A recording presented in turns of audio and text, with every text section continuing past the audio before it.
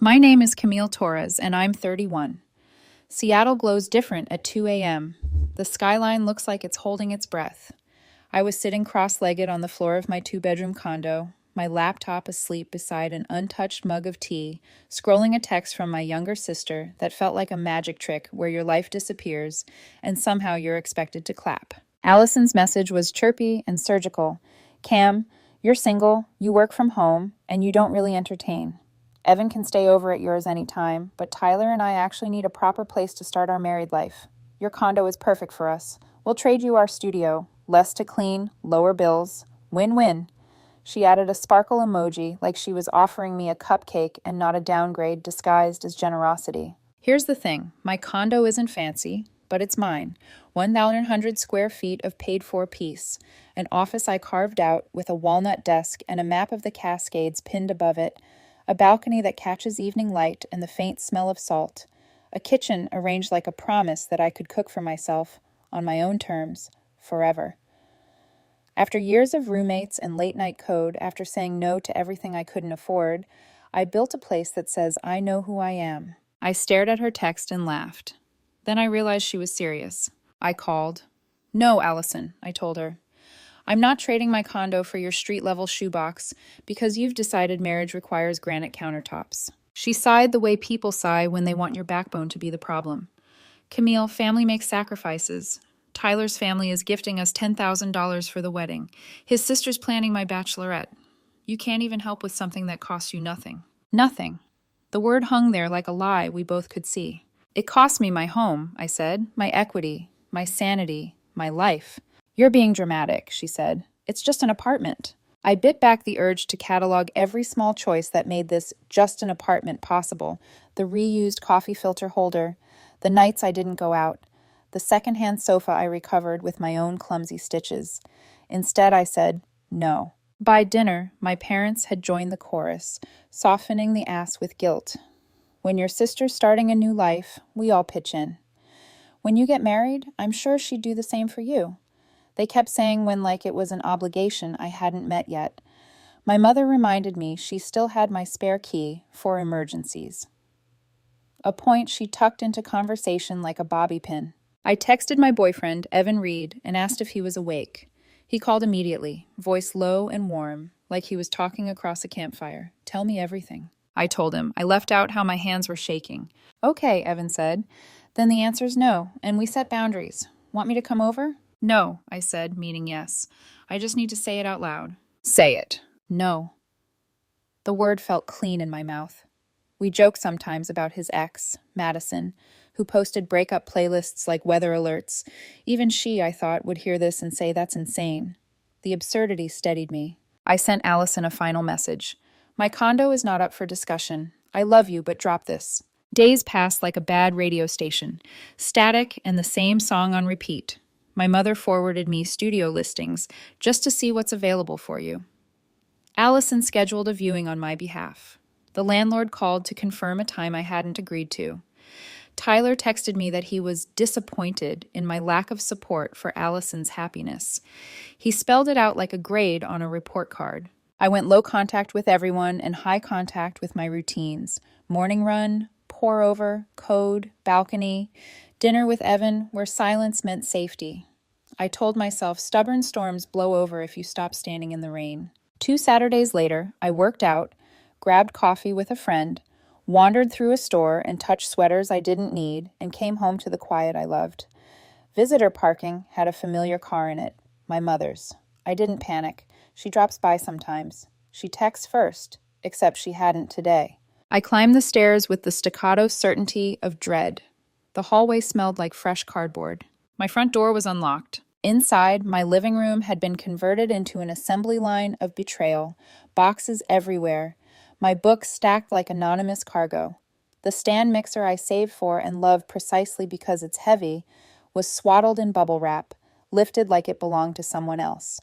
And there they were, my mother, Allison, her fiancé Tyler, and 2 people I didn't recognize, Tyler's brother and his wife, working briskly, efficiently, as if efficiency could make any of this moral. For 10 seconds, I didn't make a sound. The city existed in the distance, with its cranes and boats and bright ferries. In here, my life was being folded into tape. "What," I said finally, "is going on?" My mother turned, smile set to comforting. "Oh, honey, we thought you'd be gone longer. We're helping you get organized for the move. Allison found you the cutest studio, exposed brick, and the landlord said you could be in next week." Allison put on her tears like a veil. "I knew you'd react like this. We're just trying to help. The wedding is in 2 weeks, Camille. We need time to settle. You're making it so much harder than it has to be." Tyler stepped forward like he'd practiced reasonable. "We already put down the deposit for your studio. You'll love it once you see it." I felt something flat and cold settle into my voice. "You have 5 minutes to put everything back exactly where you found it and get out of my home, or I'm calling the police." My mother gasped like I'd threatened to drown a kitten. "You'd call the police on your own family?" Tyler's brother, who had never shared a meal with me, said, "It's just temporary. 2, 3 years, tops, until they can afford something better." The room tilted. Temporary, 2 or 3 years. My help was a plan written in ink. I looked at the photographs Allison had already taken, my lamp transformed into a Pinterest idea for her married life. I took out my phone and started dialing. That was when everyone discovered how fast they could move. My mother whispered that they should go. Allison sobbed louder. Tyler tried to negotiate the meaning of trespassing. They left, finally, Allison taking one last picture of my window, like she could keep the light without the truth. The locksmith arrived an hour later. $300 to buy back breath. I installed a doorbell camera because loving people and trusting them are not the same skill. My phone lit up with calls. My father tried to straddle both sides, horrified at what they did, disappointed I wasn't more diplomatic. My mother announced on Facebook that I had chosen property over family. Allison wrote a paragraph about love and sacrifice under an engagement photo and waited for the hearts to register as votes. Comments split. One cousin asked if Allison had, in fact, broken into my home. Allison replied that she had permission, as if an emergency key was a blanket consent form. That night, Evan held my hand and said nothing until I could breathe. He looked around my living room, reassembled but not untouched, and said finally, "You did the brave thing. Brave feels lonely at first." I thought the worst was over because the lock was new and the air was still. I told myself that people who ring alarms don't come back. I told myself my mother had finally remembered what the word emergency means. At 4 a.m., my phone started vibrating on the nightstand, again and again, until the screen was a hive of missed calls. The first voicemail was a woman's voice, brisk and professional. "Ms. Torres, this is Patricia from Moving Solutions. We're scheduled to arrive at your apartment at 7 a.m. to complete your move. Just confirming the address." In the blue-gray before sunrise, the city held its breath again. And I understood. They hadn't heard no. They'd heard not yet. At 6:57 a.m., my phone lit up again. The Ring camera pushed a preview. 3 men in matching polo shirts by a truck that said Moving Solutions. Beyond them, a chiffon veil of fog over the parking lot, and then my mother's coat, Allison's white hoodie, Tyler's jaw already set for a debate he meant to win. They didn't knock. They swiped a key that no longer fit. I answered through the doorbell, my voice steady from somewhere I didn't recognize. "You're trespassing. The locks have been changed. The move is canceled." A woman stepped into frame, clipboard in hand. "Ms. Torres? Patricia, operations manager. We have a paid order for a white glove pack and move this morning. It says your wife scheduled it while you were out of town." "I don't have a wife," I said, "and I didn't schedule anything. You are not authorized to enter my home." Allison leaned in, already teary. "Camille, stop being dramatic and open the door so they can start. We're burning daylight." "You're not coming in," I said, and hit call on 911. Patricia's professionalism cracked. She turned to Tyler. "We can't cross a locked threshold without the resident's consent. That's policy." Tyler lifted a clear sleeve of paper like a magician preparing a trick. "We have consent, a signed lease agreement. Camille's moving to our studio. She authorized the service while she's traveling for work." He didn't even blink at the lie. Patricia's mouth tightened. "We're not arbiters. If there's a dispute, we stand down until it's resolved." Allison pressed her palms together in prayer hands. "Camille, the wedding is in 3 days. Please don't do this to me." What I wanted to say, "I'm not doing anything to you. I'm finally refusing to let you do things to me." What I said was, "Huh, the police are on their way." 15 minutes later, the cruiser pulled up, Lights off, morning quiet, intact. The officers separated everyone like a kindergarten fight. An officer with a calm face and a notepad came to my camera and asked if I could come down to verify ID. I slid on jeans, unlocked my new lock, and felt how clean the click sounded. Outside, the scene was theater. Allison crying on cue, my mother's hands wringing invisible laundry, Tyler standing beside the movers like he was the foreman of my life. Patricia hovered, clearly praying for a lawful exit. The officer looked at me. "Ms. Torres, did you sign this lease?" He held up a document with my name spelled correctly, my handwriting mimicked expertly, my signature forged with enough confidence to make my stomach drop. "No." "Did you authorize this move or give these individuals consent to enter your unit?" "No." He turned to Allison. "Ma'am, forging a signature on a legal document is felony fraud. This is not a misunderstanding. It's a crime." The tears vanished between one breath and the next. "She agreed verbally," Allison said, voice going flat. "She's just changing it now because she likes making me suffer." My mother stepped forward like a stage mom. "Officer, surely we can handle this as a family." The officer didn't even look at her. "No one is entering Ms. Torres's residence. If you return here uninvited, it will be trespassing and you will be arrested. Do you all understand?" Patricia exhaled. "We're done," she told her crew. To Tyler. "We'll be retaining the $3,000 fee. Your contract allows it in the event of fraudulent scheduling. Our legal team will reach out." "You can't," Tyler sputtered. "We can and we will," she said, and walked to the cab. I filed a report. Allison paced, caged fury in sneakers. Tyler tried a last pivot to reason. 2 years, Camille. 3 tops. That's all we were asking, and you'd have helped your sister start a family. I looked at Allison, at the way her entitlement fit like a custom dress. "Families don't start on theft," I said. He flinched. Not at theft, at the mirror. The officers concluded with the kind of script I used to think happened to other people. If they come back, call us. If they harass you, document it. Change your locks. "Already did," I said, and had the strange impulse to apologize for my preparedness. Evan arrived as the truck pulled away. He took in the cluster of relatives, the cruiser, my face, and didn't ask questions. He just stepped to my side like a lighthouse sliding into frame. The morning light made the Ring camera glint. Inside, I put the forged lease on my table and stared at the version of my name that wasn't mine. A counterfeit me, agreeing to give away my home. "Hey," Evan said softly, reading my face. "You did everything right." "What if they're right?" I asked before I could stop myself. "What if I blew up my family over square footage and a title deed?" He shook his head. "You drew a boundary and they set it on fire. That's not on you." My phone vibrated across the table, a text from an unknown number, then a second, then 3 more in a row. Unknown. "Ms. Torres, this is building management. There seems to be confusion regarding your unit. Our leasing database shows a pending turnover. New tenants have been told they can move in next month." I felt my knees go electric.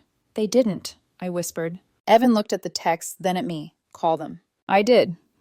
On speaker, the property manager explained, carefully, that they'd received emails from a Camille Torres account, authorizing a turnover date, and hiring a third-party company to manage the listing on Craigslist. We reached out to confirm. The email matched your name. "We're so sorry, Ms. Torres." I hung up and opened my laptop. An email in my inbox from someone named Lauren at Evergreen Property Partners, a slick signature block, a logo that looked just real enough. "Thanks for trusting us to list your unit. We have promising applicants already." My stomach dropped through the floor. "What did they do?" Evan asked. "Not just hire movers," I said. "They built a fake version of me." The next hours were a procedural blur. I forwarded everything to the officer who'd taken my report. He looped in a detective who sounded tired and professional in that comforting way. "This is wild, but we've seen wild before." I sent screenshots of the Craigslist listing. I flagged the spoofed email account. I reached out to building management again to freeze any changes and required in-person verification for anything related to my unit. I requested a note added to my file. No keys may be issued to anyone but the resident. No exceptions. By afternoon, the social media machine cranked back up. Allison's post about some people valuing property over love was now pinned. The comments a battlefield of emojis and pointed questions. My mother DM'd me a link to a floral robe with the caption, "You could still be here with us getting ready. as if the world were hinged on my willingness to play along. I set my phone face down until it buzzed itself to exhaustion. The cousin who still talks to me, Sarah, called. "Heads up, Tyler's mom is furious," she said, breathless with gossip. "Not at you, at them. She found out the moving fee came out of the wedding fund she gave them. Also, rumor is Tyler was laid off 2 months ago. They've been counting on living rent-free in your place to float everything." It landed like a puzzle piece snapping into place. The urgency, the self-righteousness, the 2 to 3 year temporary. I should have felt vindicated. What I felt was tired. "I'm not going to the wedding," I said. Saying it turned the air cleaner. "Good," Sarah said. "Also, someone named Madison is all over Allison's comments." She paused. "Isn't that Evan's ex?" Evan raised his eyebrows when I relayed it. A ghost of a grin surfaced. "Madison runs on narrative fuel. She'll churn whatever gets her the most engagement," he said, and squeezed my shoulder. "Don't drink from the poison well." By evening, there was a knock, an actual knock, on my door. I checked the ring. A woman my age, exhausted and skeptical, stood in the hall holding a manila folder and a packet of papers. Behind her, a guy carried a tape measure and a hopefulness that made my teeth ache. I opened with the chain on. "Can I help you?" "Hi," she said. "I'm sorry to bother you. We're the new tenants. The manager sent us to measure for a couch. We paid a deposit already and wanted to confirm move-in."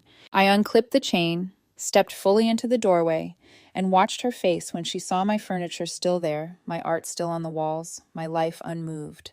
The hope collapsed into suspicion. "You've been scammed," I said gently, "by my sister." She blinked, twice, then, "Oh." The man appeared in the frame, cheeks red. "She seemed legit. She made a website and everything." "I know," I said. "You're not the only ones." I wrote down the detective's name and case number. "I'm so sorry."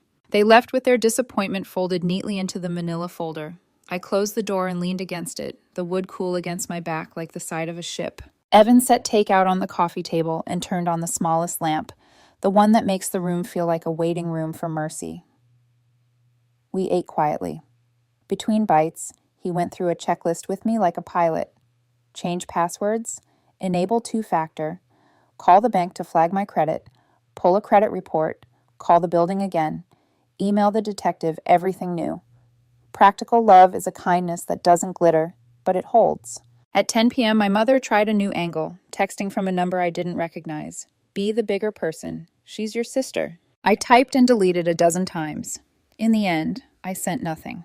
I brushed my teeth and packed a small overnight bag. "Hotel," I said. "Just for a night or two. I want a buffer between me and the next crazy idea." "I'll drive," Evan said. I turned off lights, one by one, until the condo glowed the way it does when I'm about to leave for a trip. It looked like itself again. Almost. I locked the door, felt the clean click like a benediction, and walked down the hall. In the elevator, Evan slid his hand into mine.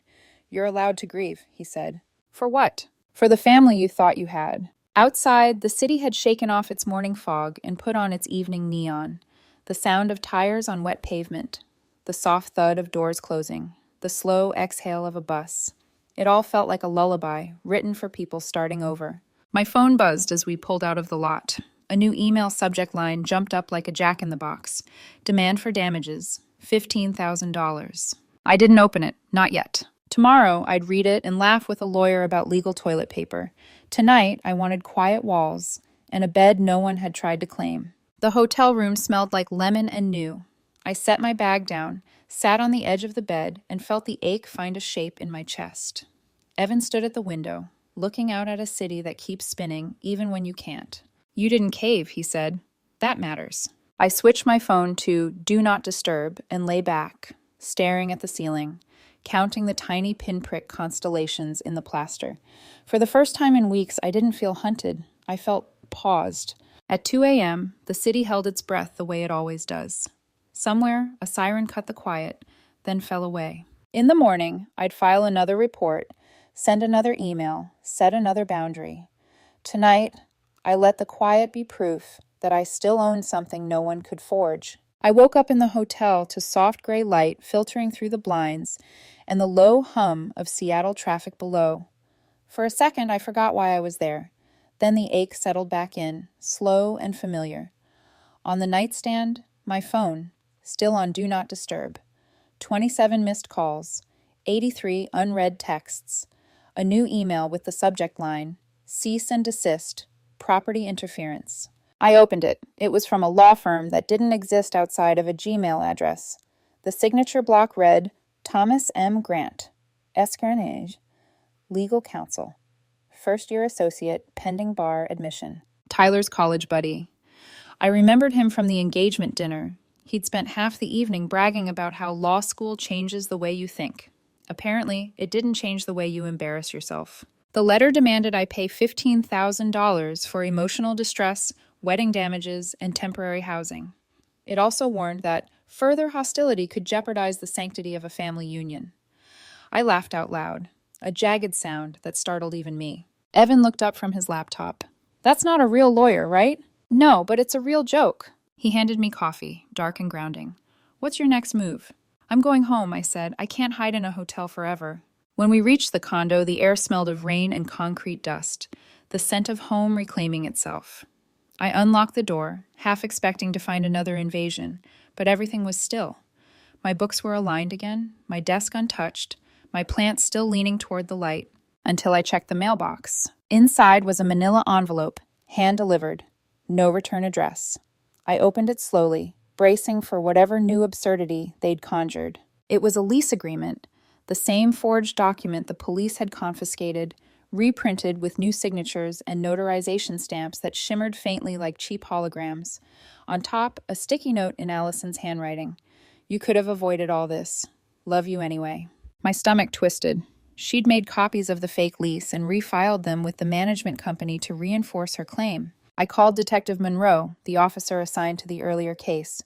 It's escalating, I told her. She's doubling down. Monroe sighed, papers shuffling in the background. Ms. Torres, we already have a fraud report on file, but if she's continuing after a police warning, that's potential harassment. Save every document. Do not engage. Understood. Then she added quietly, you'd be surprised how many of these cases start with a spare key and end in court.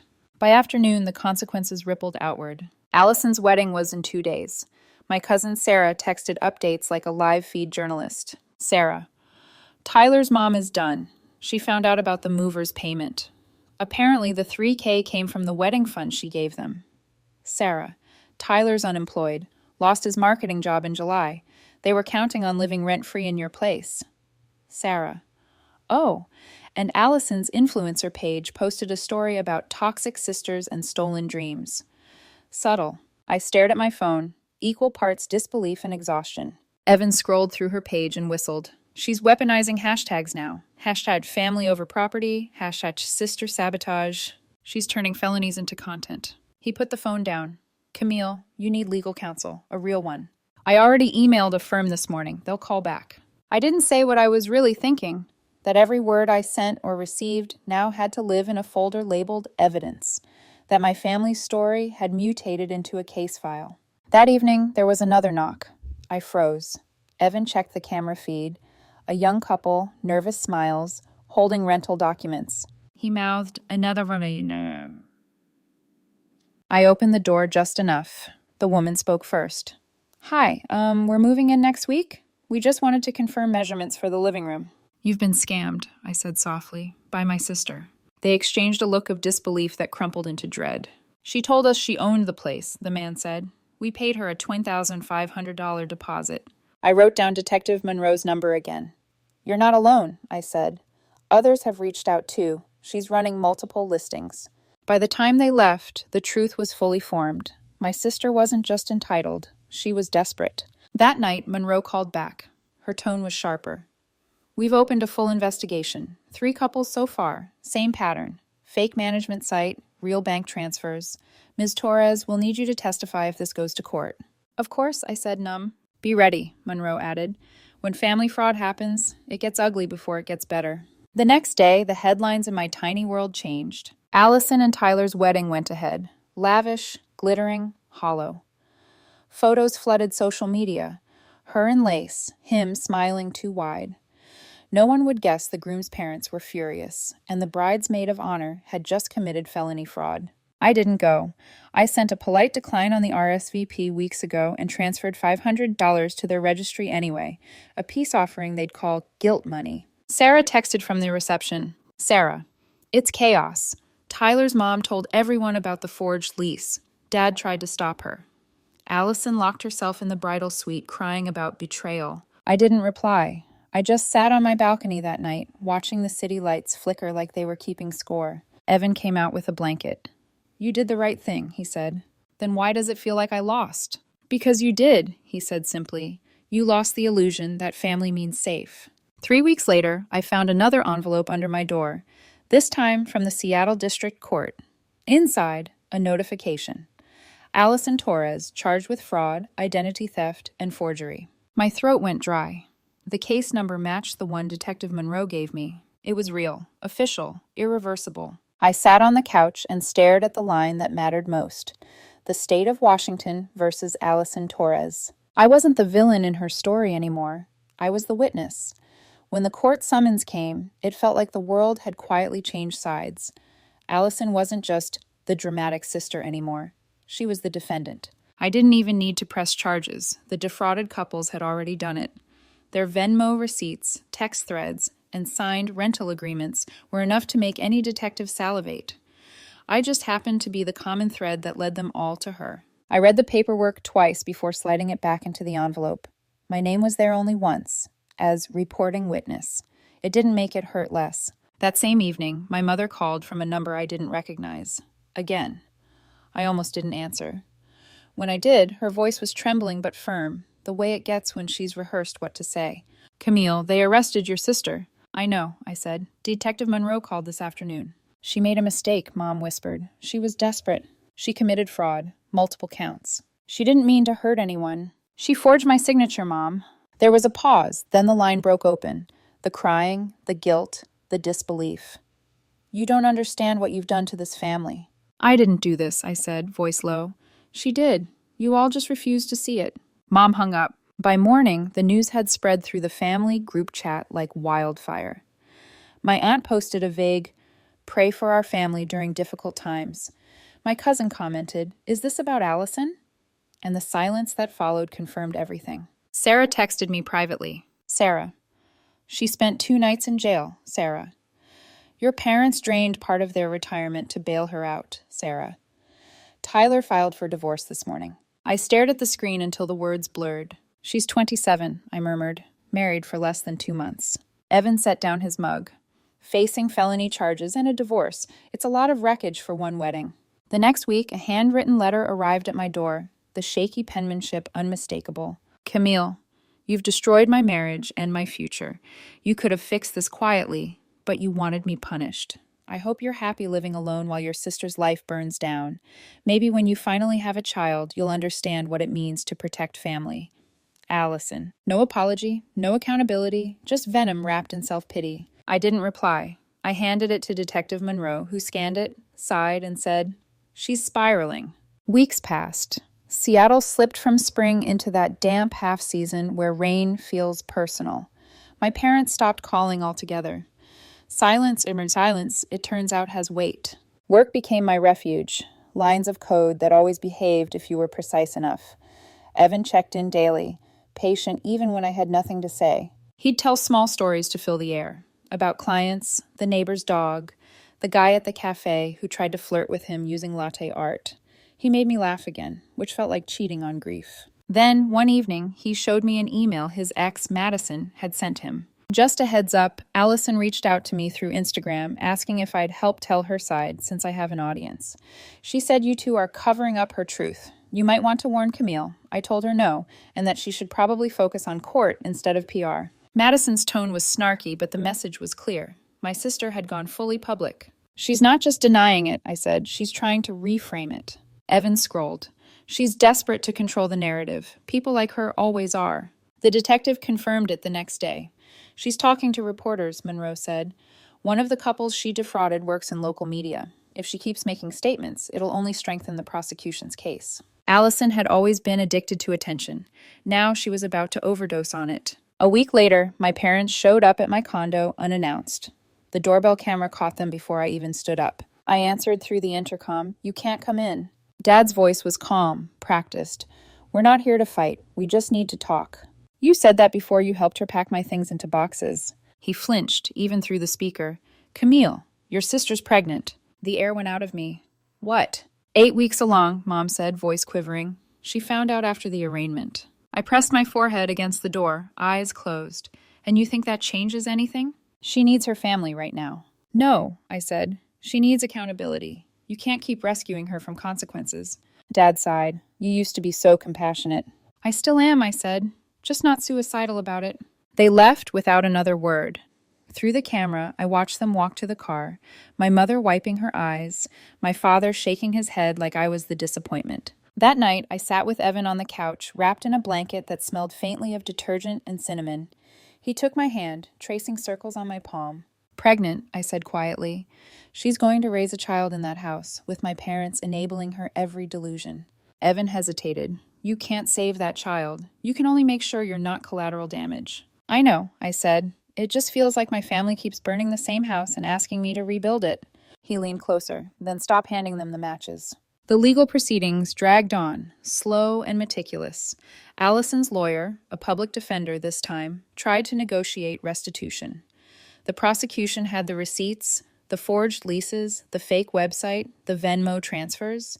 It wasn't a matter of if she'd be convicted, only how badly. I started therapy after Monroe suggested it. "Victims of family fraud often internalize guilt," she said. "You need someone to remind you you're not crazy." The therapist's office was small, lined with succulents and soft lamps. "Your sister didn't ruin your life," she said in our second session.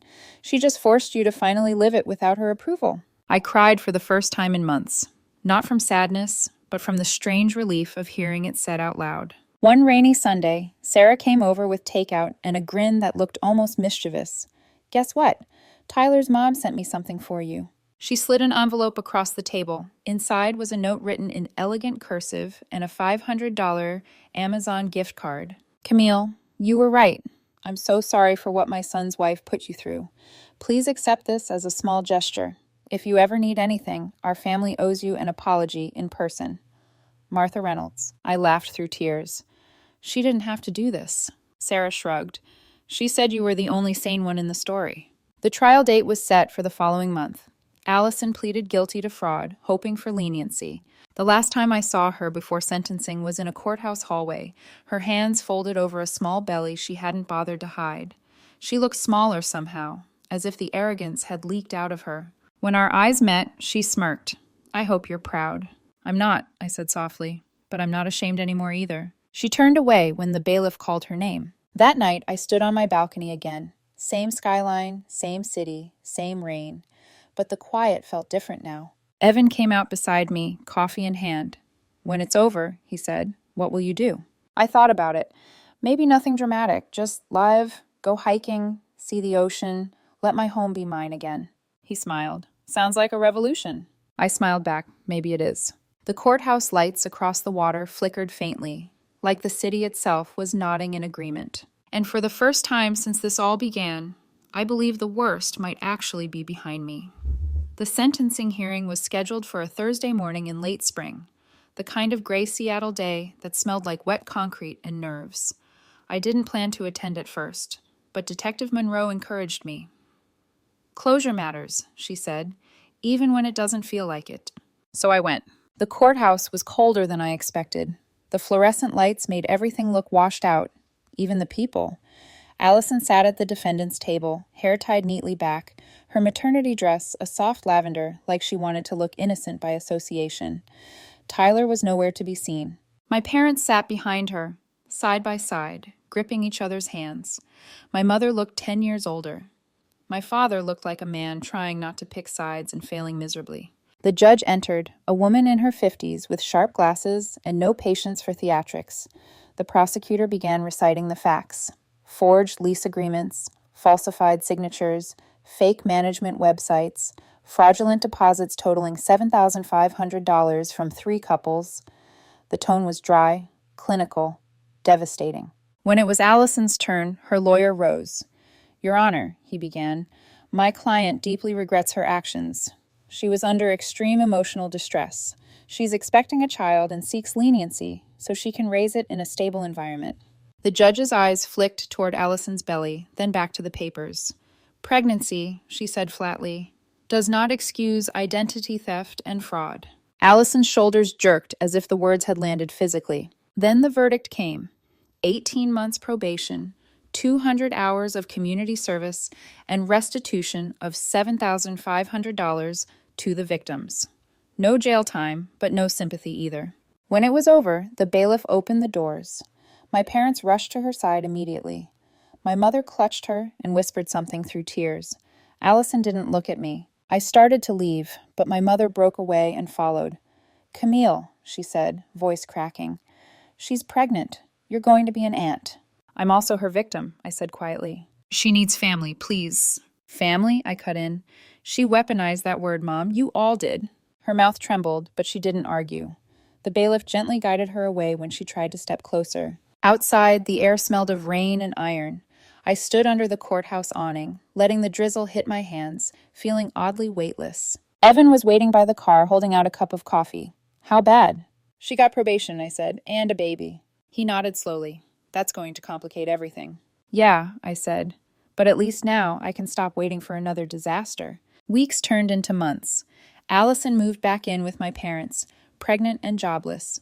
Tyler filed for divorce and went back to Portland. My parents drained what was left of their savings to cover her legal fees. Sarah kept me updated through cautious texts. "Sarah, she's nesting in your old bedroom." Sarah, "Mom's treating her like porcelain." Sarah, "Dad won't talk about it." I didn't ask for details. I didn't want them. Therapy helped more than I expected. "You can't heal in the same house where you were hurt," my therapist told me. "You had to walk away to see the shape of the damage." So I did. I joined a hiking group that met every Saturday. There was something healing about trudging through mud and moss, lungs burning, legs aching, surrounded by people who didn't know my family name. Sometimes Evan came along, his hand finding mine when the trail got steep. Other times I went alone, breathing through the silence until it felt like forgiveness. Then, one afternoon, my phone buzzed with an unfamiliar number. I ignored it, but it buzzed again. And again. Finally, I answered. "Camille Torres?" a man's voice asked. "This is Detective Monroe. I wanted to let you know that the case has officially closed. Restitution payments have begun processing. You'll receive a check soon." "Thank you," I said. "Really?" He hesitated before hanging up. "For what it's worth," he added, "most people in your situation cave to guilt. You didn't. That's rare." After he hung up, I sat at my desk, staring at the framed photo of me and Evan at Mount Rainier. My smile in that picture didn't look forced. For the first time in years, my life felt mine again. A few weeks later, an envelope arrived. No name, no return address, just my handwriting copied on the front. I already knew who it was from. Inside, a single sheet of paper. "I hope you're happy. You've ruined my life and my baby's life. I'll never forgive you." I folded the letter once, slid it back into the envelope, and dropped it into the shredder. The sound was satisfying, final, almost musical. Evan came home while the shredder hummed. "What was that?" "Recycling," I said. He smiled knowingly. "Good." That night, we cooked dinner together. Pasta, simple, quiet. While the water boiled, he reached across the counter and said, "You know, you never did tell me what you want next." "Next?" "Yeah, you've spent a year cleaning up after other people's chaos. What do you want now?" I thought about it. "Peace," I said, "and maybe a dog." He laughed. Both achievable. A month later, I stood in front of my window at dusk, watching the rain smear the skyline into watercolor. My condo glowed with warm lamplight. The walls repainted, the locks replaced, the silence safe again. The faint scent of coffee hung in the air. Evan was reading on the couch, the kind of calm presence that made the chaos before him feel like another lifetime. I took a deep breath. My family still lived somewhere out there, orbiting the same city with the same denial. My sister was probably rocking a newborn, my parents pretending everything was fine. But none of it reached me anymore. I wasn't their scapegoat, their emergency plan, or their free home. I was just Camille. The woman who said no, meant it, and survived the fallout. Sometimes the only way to heal is to let the story end without fixing it. And for once, I was okay letting it end here. 2 months after the sentencing, I received an official notice. Restitution completed.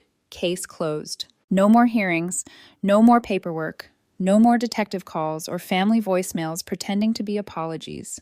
It should have felt like relief, but closure is quieter than you expect. That same week, Sarah invited me to lunch.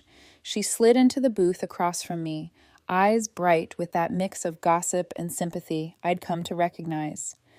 "She finally had the baby," she said. "A girl." I stirred my coffee. Good for her. She named her Hope. Of course she did. Sarah sighed. "Camille, I know it's complicated, but you should see her. She's tiny, and I think Mom was hoping you might visit." I looked at the rain smearing the restaurant window, the streetlights shimmering like melted glass. "I've seen enough damage born into denial," I said softly. "I'm not going to repeat it." Sarah nodded slowly, understanding even if it hurt. "They still blame you, you know." "I know," I said, "but I don't need them to stop anymore." That evening, I walked home through mist that turned the city into a watercolor painting. Inside my building, the air smelled of lemon polish and concrete. Familiar, safe. In the hallway, my door gleamed under new brass numbers. The lock clicked cleanly. That same sound I'd come to love. The inside of my condo looked exactly how I wanted it. Warm, intentional, alive. Evan was on the couch with our newly adopted shepherd mix, Luna, who thumped her tail lazily when she saw me. He grinned. "Guess who didn't chew another charger today?" I smiled, kneeling to scratch her ears. "Progress." He set down his laptop. "You okay?" "Yeah," I said. "I got the case closure notice." Evan exhaled. "Finally. So, it's over." "Legally, yes," I said. "Emotionally, maybe not. But I think I'm done waiting for apologies that will never come." He reached for my hand. "Then let's write news stories instead." I laughed softly. "Less fraud, more dogs." "Deal." Later that night, I stepped onto the balcony. The city hummed below, ferries moving across the sound like tiny constellations, rain brushing against glass, the soft clink of someone's wind chime 2 floors down. From here, I could almost see my parents' neighborhood in the distance, though it might have been wishful geography. I thought about the baby, about my sister asleep in her childhood room, surrounded by people who'd taught her that consequences are optional. For a moment, I felt the faintest tug of sadness. Not for them, but for the version of me who once would have gone running back to fix everything. I whispered into the damp night air, "You don't owe them peace that costs your own." The words didn't echo, but they stayed. A few days later, an envelope slipped under my door. No name, no address, just my own handwriting imitated again, shaky and uneven. Inside, a single photo. Allison holding her baby, smiling, tired. No note. Just that image, as if she thought I needed proof of what I'd refused to witness. I stood there for a long minute, the rain tapping softly against the balcony glass. Then I fed the photo into the shredder, one smooth motion, no hesitation this time. When it was done, I took Luna for a walk through the drizzle. She tugged eagerly toward the park, tail wagging at puddles. Under a flickering streetlight, I realized something simple but solid. Peace doesn't arrive like an apology. It arrives like a lock that clicks, a key that's yours alone. Months later, Detective Monroe emailed me one last time, a brief courtesy follow-up. "Ms. Torres, just wanted to let you know that your case file has been archived. Thank you for your cooperation and for handling everything with remarkable restraint. Wishing you the best moving forward.